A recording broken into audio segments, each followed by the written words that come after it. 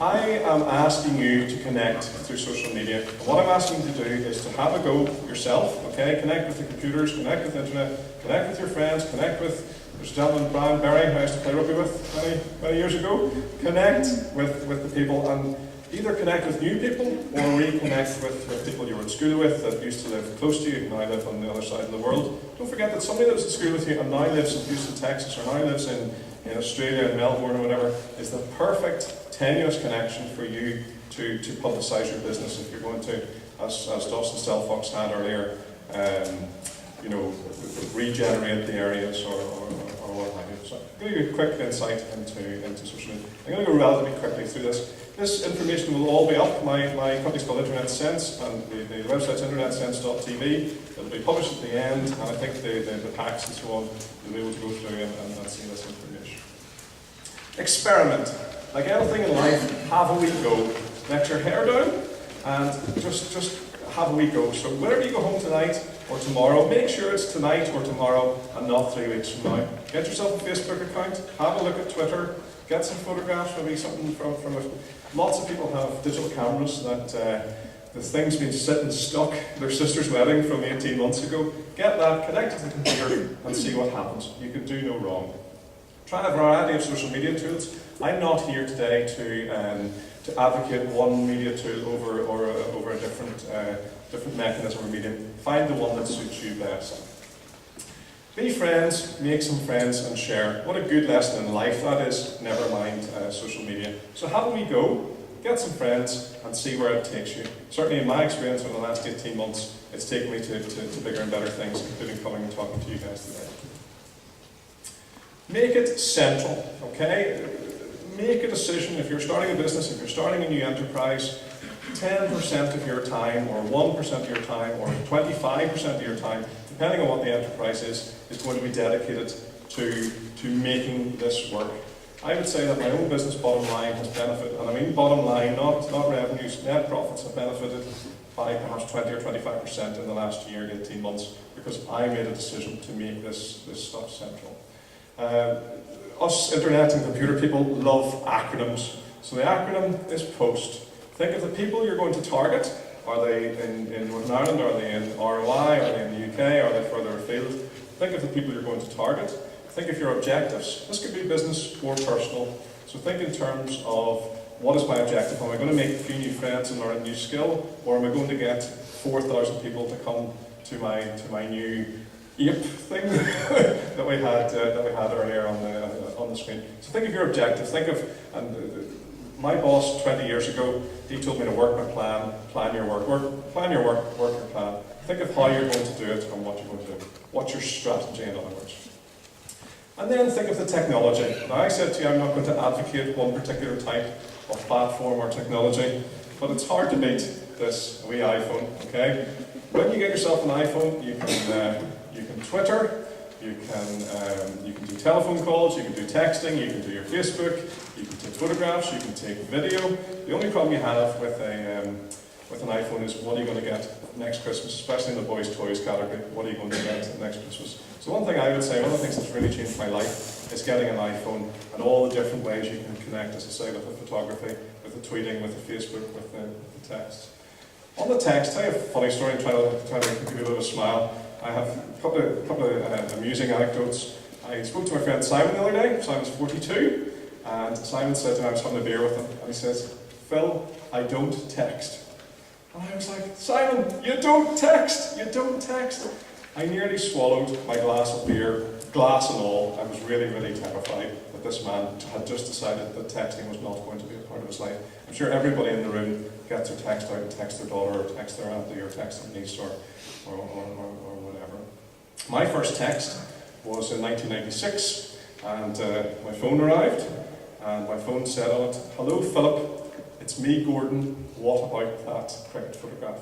And I thought to myself, for about a week I thought, is my telephone called Gordon? It just said, "Hello Philip, it's me Gordon, what about that cricket photograph?" And I remember very distinctly going and showing that particular text to at least 50 people. That was not that long ago, ladies and gentlemen. To me, tweeting is the new texting, and although I'm standing here maybe telling you something about it a wee bit new and a wee bit different, Tweeting, I would presume, is something that you may well be doing this time tomorrow, this time next week, this time next year. I'm thinking it's pretty normal and pretty run in the middle. The reason I single out tweeting is the easiest one of any of these things to learn, and perhaps the one that is going to take up the least amount of your time and profit you the most. So it certainly is something you should have a look into. Listen before participating. When you're down the golf club or the tennis club or cricket club or the bar or wherever you happen to be, church, you can't jump in and start a conversation or jump in the middle of the conversation if you don't know what the conversation's about. These conversations are going online, and you need to determine what the conversation is. So just sit nice and quietly and take in what's going on in the internet world. Read blogs if you have a specialist. And we've seen and read about, or seen on the screen here, 5 or 6 really specialised industries that I haven't come across before. You will find there may be 15 or 20 blogs out there that you can read, people who are having successes in America or Australia. And what do, ladies and gentlemen? Just copy those successes. If somebody's doing it well, and they're so proud that they're going to tell you about it, get involved with those successes and make them your own. Google yourself, Google your company, find out that there's no bad stuff about you. Anybody Google? I Googled myself last night before anybody Googled themselves? Good man. Anything bad? No, I normally go to questions and answers and ask questions about myself and see if anybody wouldn't bother. You don't want to come up and help me out here?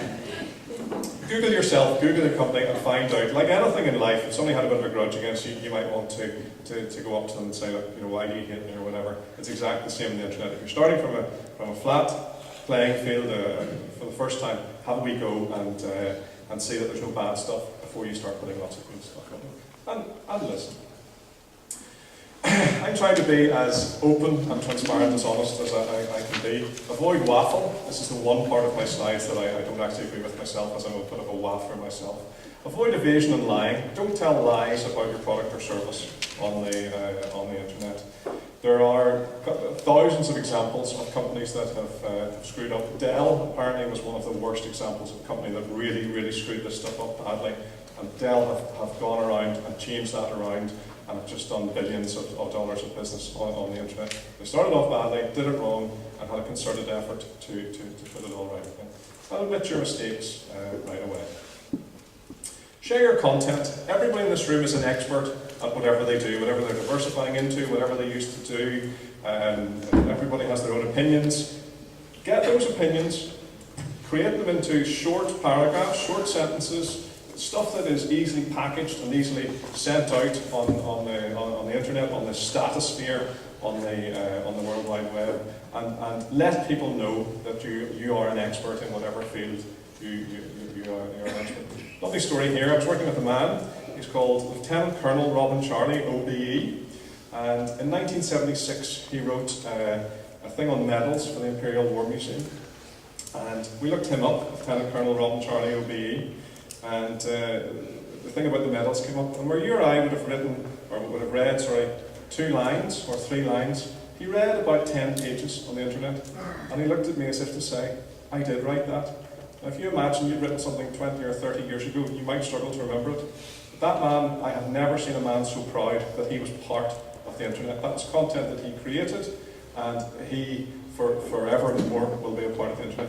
Don't forget, we're in a situation now whereby your ancestors will be able to look you up in 10,000 years. It's called a digital trace, and it'd be interesting for some people if you could look back on how people lived 10, maybe even 100,000 or a million years ahead in time. We're the first people to be in that section. Use tools, and I'm not going into this in any detail. Use tools that will promote sharing. You can dig things, you can tweet them, you can share them on your status on Facebook. Use any tool that will get your message across and promote your business.